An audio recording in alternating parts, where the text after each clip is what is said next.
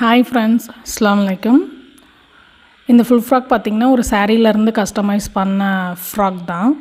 சாரீ வந்து semi silk, ஆனால் full zari வந்திருந்தது.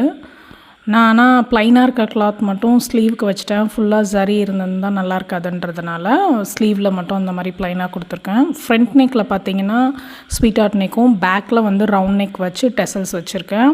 பாட்டமில் பார்த்திங்கன்னா ப்ளீட்டட் டிசைன்ஸ் தான் கொடுத்துருக்கேன். இதோட அவுட்கம் நல்லாவே வந்திருந்தது.